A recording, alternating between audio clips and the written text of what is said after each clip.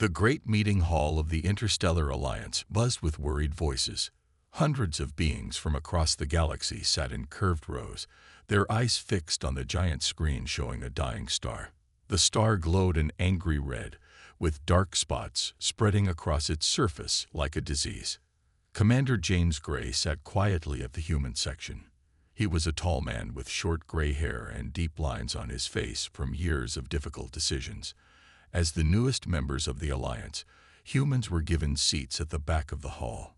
Most older species still viewed humans as children playing with technology they barely understood. The Alliance leader, a tall blue-skinned being named Torax, raised his 4 arms for silence.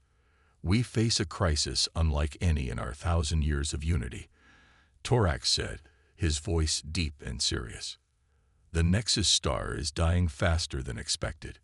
When it explodes, the blast will destroy the 7 Junction, our most important travel hub connecting our homeworlds." Gray leaned forward. The 7 Junction was the reason Earth had been invited to join the Alliance at all. Though humans had only achieved faster-than-light travel 50 years ago, Earth sat near this important crossroads of space. The screen changed to show a map of flowing lines connecting 7 star systems, with a bright point where they all met. "Without the junction, travel times between our worlds will increase by years, not days," continued Torax. "Trade will collapse. Alliances will weaken. We must find a solution." Vereen, the chief scientist of the Palladian people, stepped forward. Her metallic scales reflected the light as she moved. The Palladians had been traveling space for over 10,000 years, and they rarely missed a chance to remind everyone of this fact.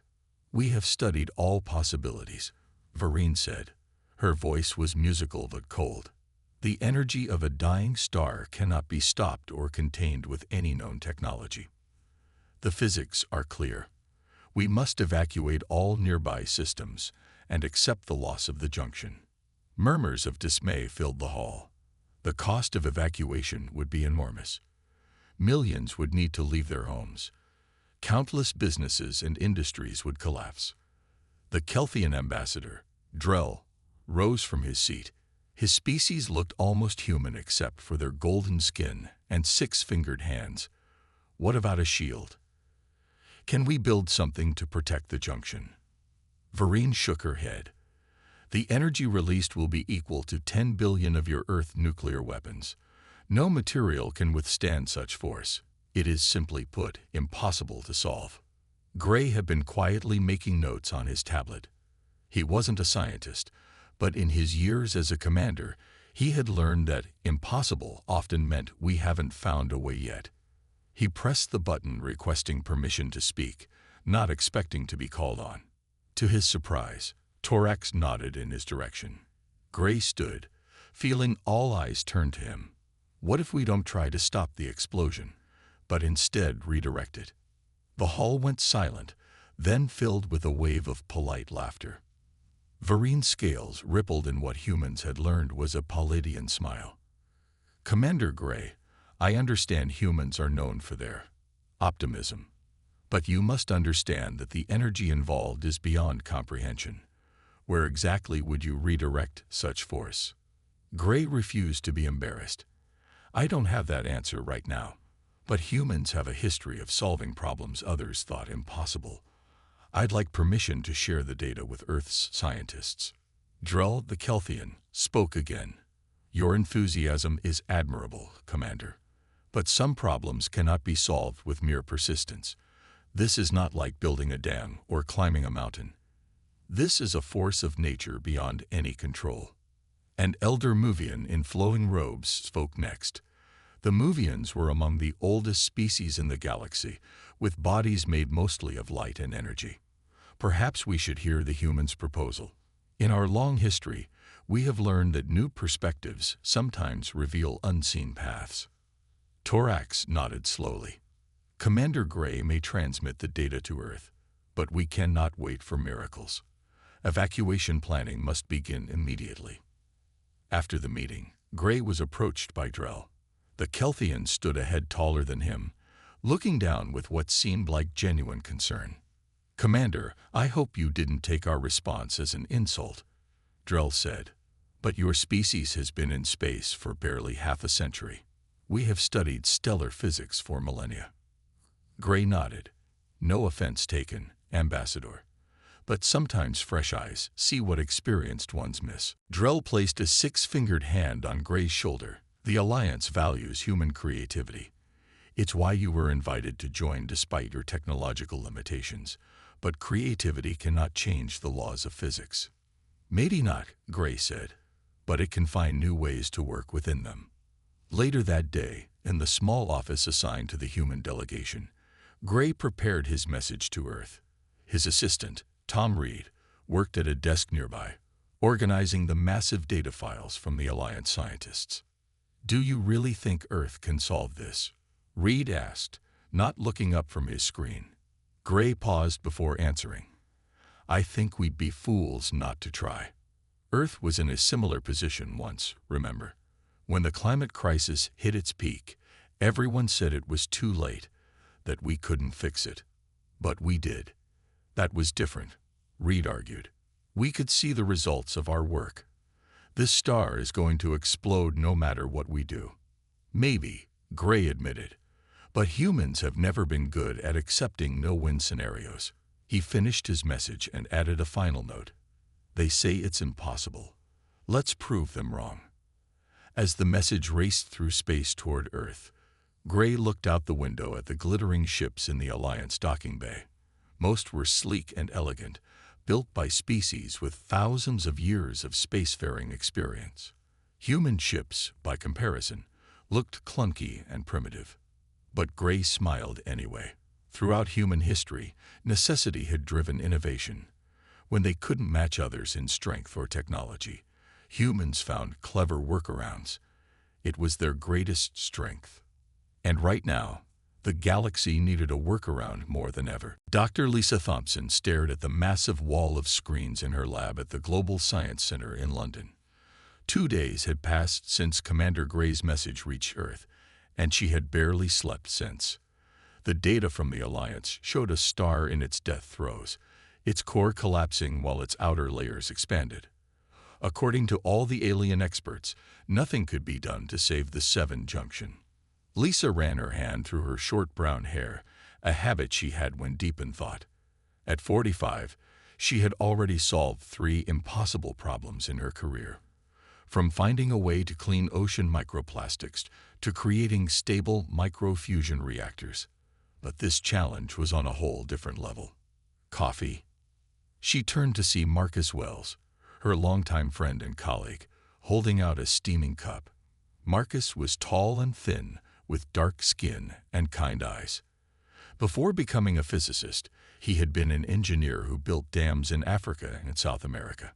"Thanks," she said, taking the cup. "Any insights from the Alliance models?" Marcus shook his head. "Their math is perfect. If we try to stop the explosion, we fail. If we try to shield against it, we fail. If we try to move the junction, we fail. Then we need to look at what they're not considering," Lisa said.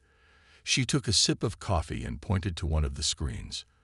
"The Alliance approaches this as an energy problem, something to be stopped or blocked. But what if we approach it differently?" Marcus moved closer to the screen. "What are you thinking?" "On Earth, we've always had to make do with less," Lisa explained. "We couldn't build starships 5,000 years ago like the Palladians. We had to solve problems with the tools available to us." She touched the screen, bringing up an image of Earth's largest dam. "When faced with the destructive power of a river, we don't try to stop the water. We redirect it, channel it, and even use its power." Marcus's eyes widened. "You want to harness a supernova?" Lisa smiled. "Not exactly. But what if we could create channels for the energy to follow? What if, instead of trying to stop it, we direct it away from the junction?" For the next 18 hours, their team of 30 scientists and engineers worked nonstop, building models and running simulations. They pulled in experts from different fields, not just physicists, but geologists who understood how lava flows could be diverted, historians who studied ancient water management systems, and even weather scientists who tracked how hurricanes moved and changed direction. By morning, they had the beginnings of a theory. Lisa stood before the team in the conference room, her fatigue hidden behind excitement. The Alliance has been approaching this as a single problem. Stop the star from destroying the junction. We're proposing to break it down into smaller problems we can actually solve. She brought up a new simulation on the main screen. We can't stop the star from exploding. But what if we create a series of small, controlled quantum singularities around it? Black holes, asked Dr. Patel, one of the quantum physicists. You want to put black holes around an exploding star? Not exactly black holes, Marcus clarified. More like gravity wells, using modified versions of our fusion containment technology. Each one will be precisely calibrated to pull energy in specific directions. Lisa nodded. Together, they'll create paths of least resistance for the explosion to follow, away from the junction. The room fell silent as everyone considered the idea. It was crazy, untested, and relied on technology that would need to be invented in weeks, not years. But it might just work. Dr. Wilson, the oldest member of the team, spoke up. The energy requirements would be enormous. How do we power something like this? That's where it gets interesting, Lisa said with a small smile. We use the star itself. As it begins to collapse, it releases massive amounts of energy. We capture some of that energy to power our devices. Like using a river's own power to control its flow, Marcus added. The faster it flows, the stronger our control becomes. Over the next week, the team refined their theory, running thousands of simulations. Some failed spectacularly. Others showed promise. By the time Commander Gray called for an update, they had a working model that gave them a 60% chance of success. 60% is better odds than most of humanity's greatest achievements started with, Gray said when Lisa presented their findings. His holographic image looked tired but hopeful. But the Alliance will want more certainty. We can improve the model, Lisa assured him. But eventually, this comes down to something the Alliance doesn't seem comfortable with, taking a calculated risk. Gray nodded. That's where humans have always excelled. When we couldn't predict outcomes with certainty, we've been willing to leap anyway. 3 days later, Lisa and Marcus presented their theory to the Alliance Scientific Council. The meeting took place via holographic connection, with Alliance scientists appearing as lifelike images in the Earth conference room. Vareen, the Palladian scientist, listened to their presentation without interruption. When they finished, her metallic scales shifted in a pattern that humans had learned meant deep thought. Your approach is unorthodox, she finally said. You propose not to fight the supernova, but to guide it. Exactly, Lisa confirmed. We can't stop it, but we can create paths for the energy to follow. Drull, the Kelfian ambassador, leaned forward. Dr. Thompson, your theory relies on technology that doesn't exist yet. You're proposing to invent, build, and deploy this technology in less than 3 months. We are, Marcus answered firmly. Humans have a history of rapid innovation when necessary. An older Alliance scientist, a Muvian whose body seemed composed mostly of swirling light, spoke next. There is elegance in this solution. Instead of imposing will upon a cosmic event, you seek to work with its nature. Vareen made a gesture with her hand. But the risk of failure is still significant. If your gravity wells collapse prematurely, you could accelerate the star's death. Every great advance carries risk, Lisa responded. But the alternative is certain destruction of the junction. The council withdrew to deliberate, leaving the humans waiting anxiously. When they returned an hour later, Torax himself had joined them. We find your theory intriguing, the Alliance leader said. But it requires further development before approval.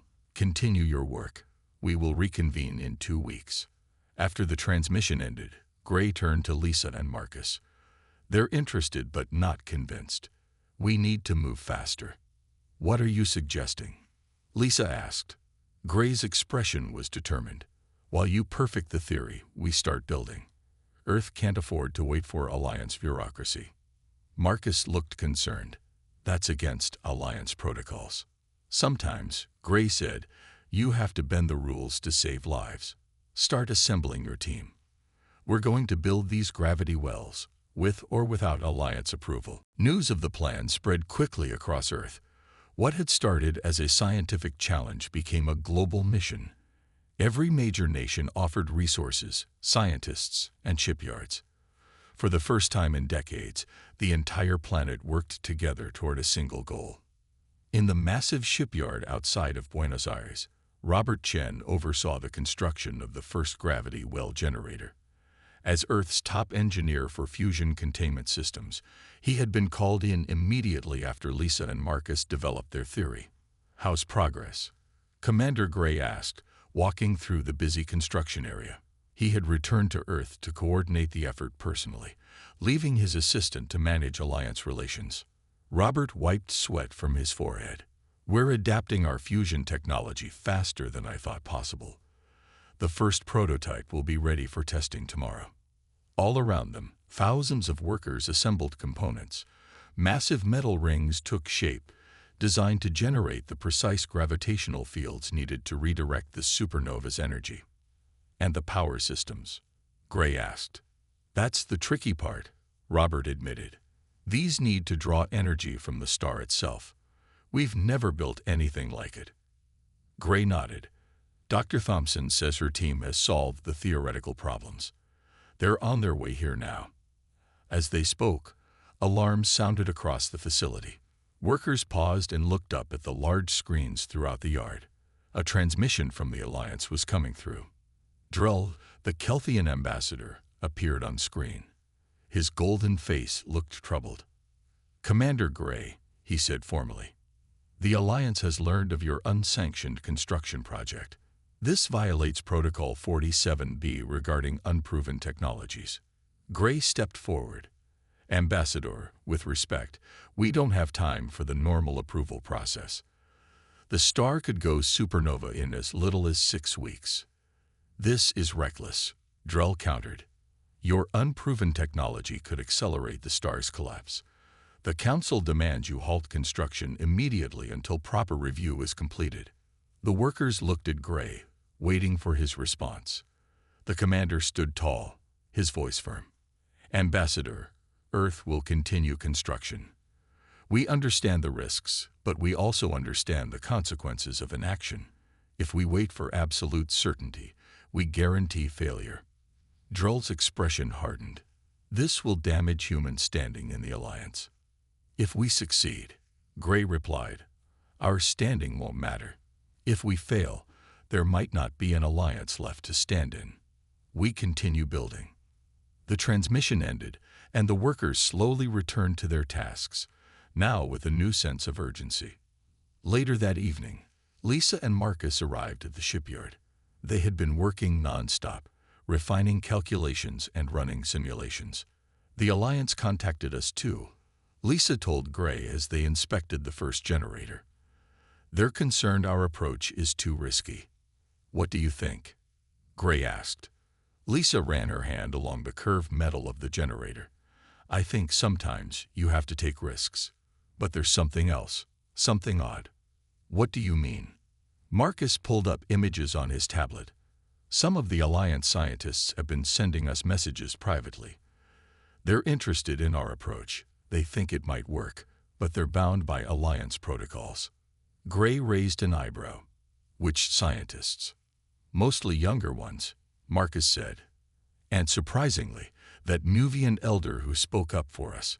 He's been especially helpful with the quantum calculations. Over the next 2 weeks, construction continued at a frantic pace. 5 more shipyards around the world joined the effort, each building components for the gravity well network. In orbit, Earth's small fleet of spaceships was being retrofitted to carry and deploy the technology. Then came the first major success. In the testing chamber deep beneath the Buenos Aires facility, the prototype generator activated successfully, creating a controlled gravitational field exactly as designed. Robert couldn't hide his smile as the test readings came in. It works. The containment field is stable, and the energy absorption rate matches our predictions. The celebration was short-lived. During the second test, power fluctuations caused the field to collapse. The resulting energy surge destroyed the testing chamber and injured 3 workers. What happened? Gray demanded, as emergency teams treated the injured. Robert looked defeated. The field was unstable. Something in our calculations is off. Lisa and Marcus worked through the night, reviewing data and adjusting equations. By morning, Marcus had found the problem. "We're thinking too much like humans," he admitted to the team. "We based our calculations on Earth's fusion reactions. But this star has different properties. Its radiation signature will affect the field in ways we didn't account for." They reworked the design, incorporating what they had learned. The next test was successful, and production ramped up again. As work continued, something unexpected happened. A small Alliance science vessel arrived in Earth orbit. Aboard was the Muvian elder, Thal, who had supported them in the council. "I come unofficially," Thal told Gray when they met. His body shimmered with inner light as he spoke. "But I bring knowledge that may help your project succeed." The Muvian provided insights about stellar physics that human science had not yet discovered. With his help, the team improved the generator's efficiency by 30%. "Why are you helping us?" Lissa asked Thal as they worked together. "The Alliance officially opposes our project." The ancient being's light pulsed gently. "The Alliance values consensus and certainty. These are good qualities that have maintained peace for 1,000 years. But they can also lead to inaction when action is needed." He gestured to the busy humans around them. "Your species values action, even at great risk. Sometimes this is foolish, but sometimes it is necessary." Word of the Muvians' help spread through the Alliance. Soon, other beings arrived. First the adaptable Tanari, then even a small group of young Palladian scientists. "Not all of us believe this is impossible," a Palladian named Vel told Robert as she helped calibrate a generator. Her metallic scales glinted under the work lights. "Some of us wish to see what humans can do." With the unofficial help from Alliance scientists, progress accelerated. By the end of the month, 15 gravity well generators were complete, and Earth's ships were ready to deploy them. Time was running out. The dying star grew more unstable each day. Alliance sensors detected increasing flare activity, a sure sign that collapse was imminent. In the main control room, Gray stood before the assembled team.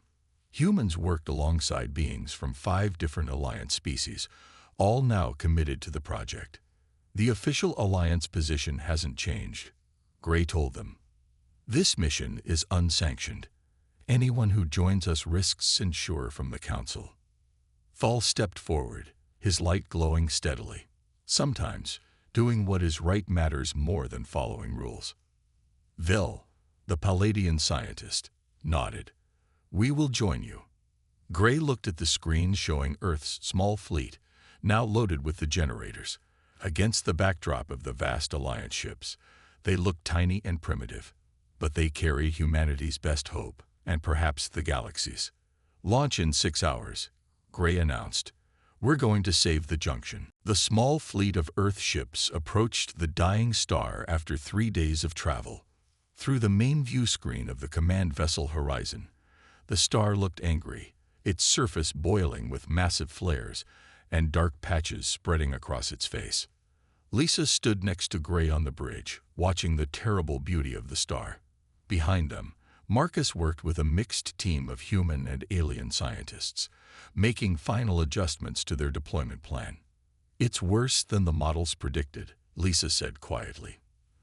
"The star is deteriorating faster." Gray nodded grimly. "How much time do we have?"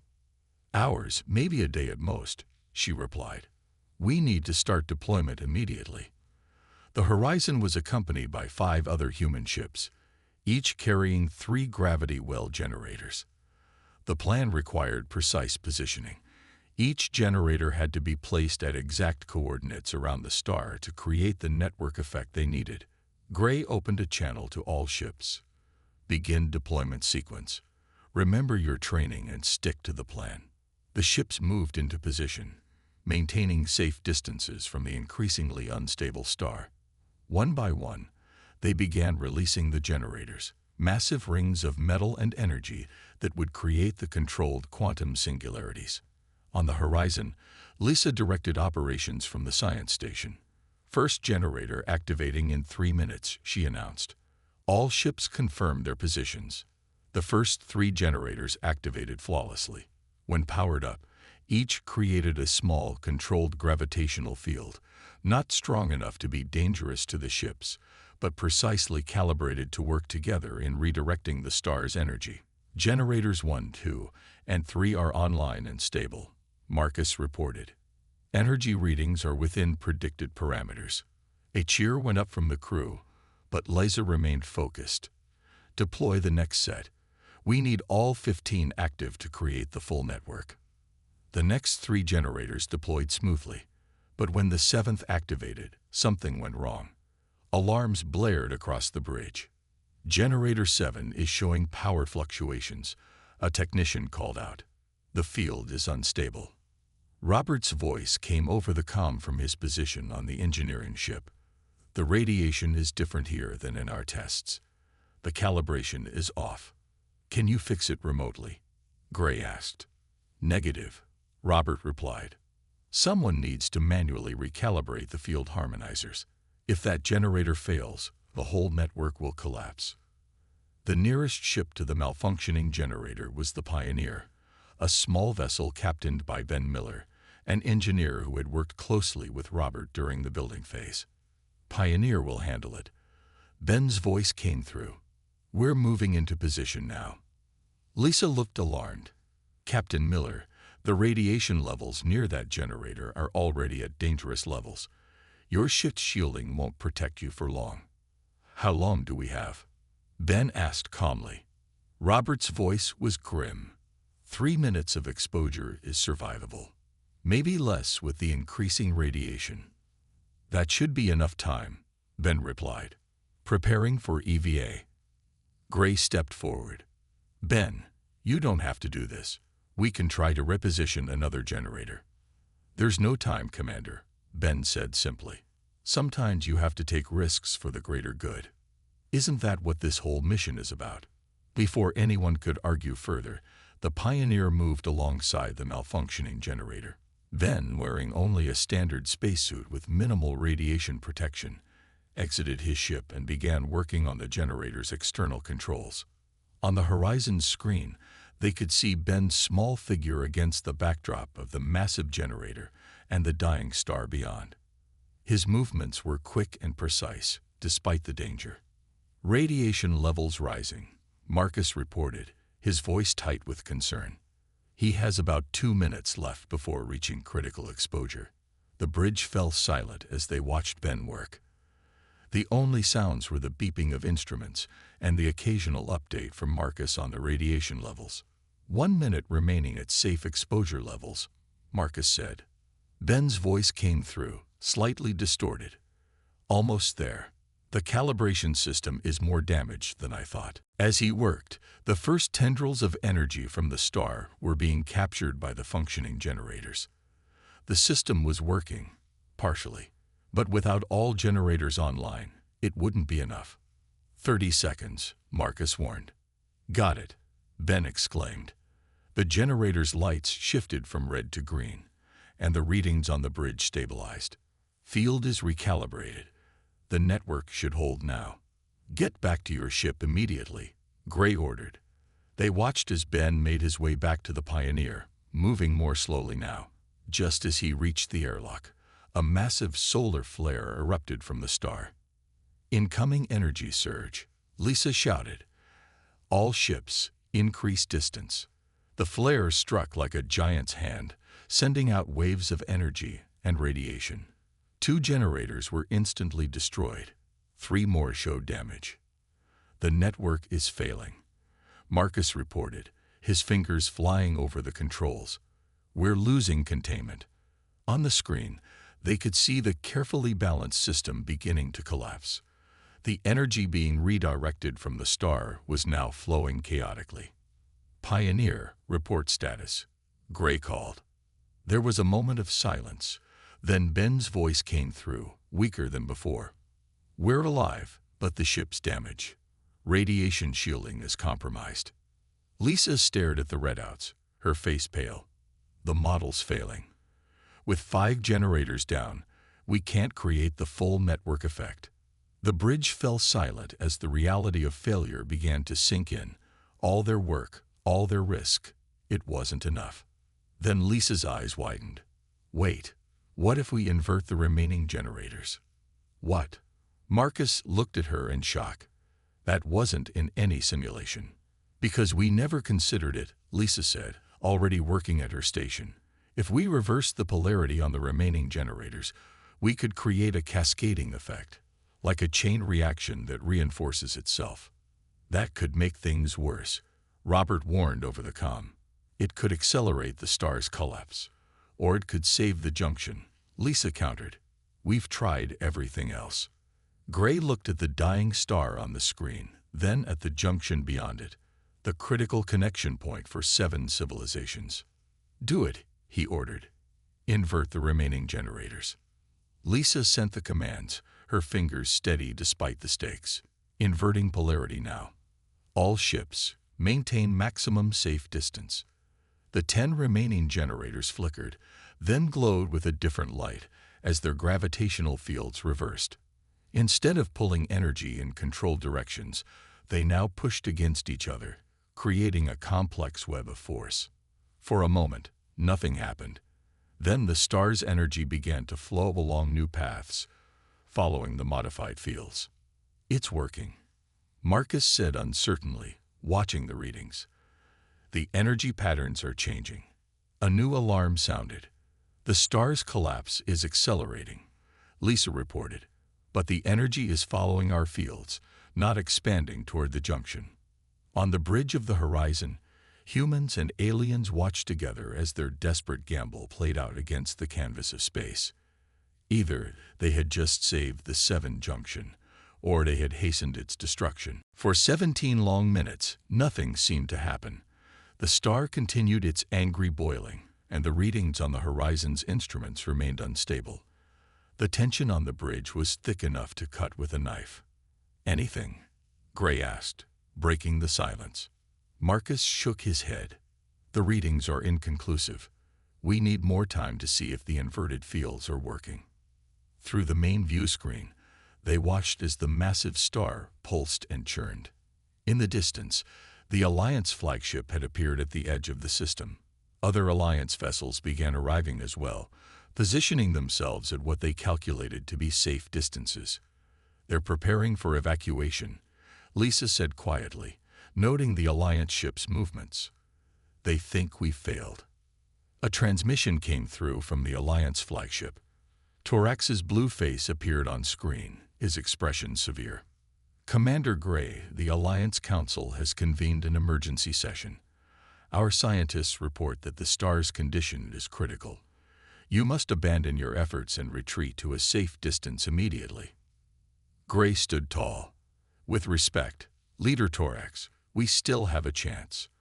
Our readings suggest the inverted gravity wells may be creating a stabilizing effect." "Your readings?" Torax's voice held disbelief. "Human instruments cannot possibly measure stellar dynamics with the precision required. Our scientists are unanimous. Collapse is imminent." Before Gray could respond, Lisa interrupted. "Commander, something's happening." All eyes turned to the main screen. The star's violent surface activity appeared to be changing. The massive flares that had been erupting randomly were now following distinct patterns, flowing along invisible channels created by the inverted generators. "Energy patterns are stabilizing," Marcus reported, excitement creeping into his voice. "The inverted fields are creating a network effect, just as Lisa predicted. Each gravity well is reinforcing the others." Torax was still on the communication screen, now joined by Vereen, the Palladian scientist. Her metallic scales shifted rapidly, a sign of intense calculation among her species. "Impossible," she whispered. The energy is being channeled. The network is self-sustaining. For the next 6 hours, the human fleet maintained their positions, monitoring the generators and making small adjustments. Slowly, the star's chaotic death throes transformed into a controlled reaction. The energy that would have exploded outward was now flowing through carefully shaped gravitational channels. On the horizon, crew members who had been awake for days finally allowed themselves small celebrations. Lisa and Marcus worked continuously with the Alliance scientists, sharing data and explaining the principles behind their solution. Ben Miller, recovering in the Pioneer's medical bay from radiation exposure, was patched through to the bridge. "Did it work?" he asked, his voice weak but determined. Gray smiled. "It worked, Captain. Your sacrifice made this possible." 3 days later, when the process completed, the formerly unstable star had been transformed. Instead of exploding in a supernova, it now existed in a new state, a controlled, artificially sustained stellar body that radiated energy along specific paths, safely away from the 7 junction. "It's beautiful," Lisa said, standing beside Gray as they watched the final readings come in. "We didn't just save the junction. We created something entirely new." Marcus nodded in agreement. "The star will remain stable for thousands of years now. The energy being channeled through our network will actually strengthen the junction, making travel faster and safer than before." The Alliance Council requested a formal meeting with the human team. In the grand hall where Gray had first heard about the crisis, he now stood with Lisa, Marcus, Robert, and Ben, still recovering but insistent on attending, before the assembled representatives of the Alliance species. Torax spoke first, his voice solemn. "In 1,000 years of Alliance history, we have never witnessed an achievement of this magnitude. The human team has not only saved the 7 junction, but has pioneered a new technology that will benefit all our worlds." Vereen stepped forward, her metallic scales shimmering in the light. "We said it was impossible, because by all our understanding, it was. We were wrong. Humanity has demonstrated that impossibility is often merely a failure of imagination." Gray nodded respectfully. "Humans have a saying. Necessity is the mother of invention. Throughout our history, we've solved problems to survive. Some species reach the stars because of their natural advantages. We reached them because we refused to accept limitations." Drell, the Kelfian ambassador who had been one of their strongest critics, approached Ben Miller, who sat in a hovering medical chair. "You risked your life to save worlds you've never even visited," Drell said, genuine wonder in his voice. "Why?" Ben smiled weakly. "Because it was the right thing to do. Because someone needed to. That's what humans do. We step up when needed." The council voted unanimously to establish a new interspecies innovation division, to be headed by humans, dedicated to finding unconventional solutions to the galaxy's most pressing problems. Earth was also granted full Alliance membership, no longer considered a junior partner. Later, at a smaller gathering on the horizon before their return journey to Earth, the human team celebrated with their new alien friends. Thal, the ancient Nuvian who had first supported them, approached Lisa. "What will you do next, Dr. Thompson?" he asked, his light body pulsing gently. Lisa looked out the viewport at the transformed star, now glowing with a steady blue light. "There are plenty more impossible problems in the universe. I suspect we'll find another one soon enough." Vel, the young Palladian scientist who had helped them, joined the conversation. "My people have lived so long among the stars that we stopped seeing new possibilities.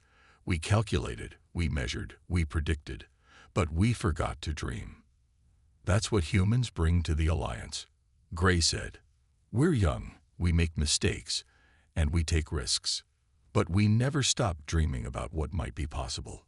As the Horizon began its journey back to Earth, carrying news of their success, Gray stood alone in the observation deck, watching the stars streak by.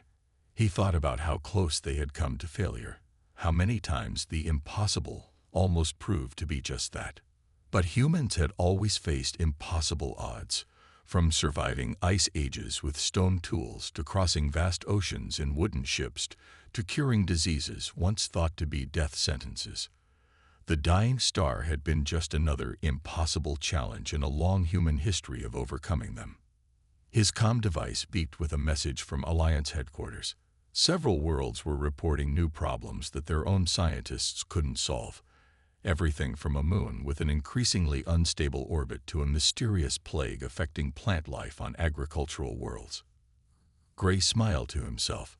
The message ended with a simple request that would have been unthinkable just weeks earlier. The Alliance formally requests human assistance. They say these problems are impossible to solve. We believe you might disagree. He sent a one-line reply before heading to inform his team about their next mission. We're on our way. Nothing is impossible, just not solved yet.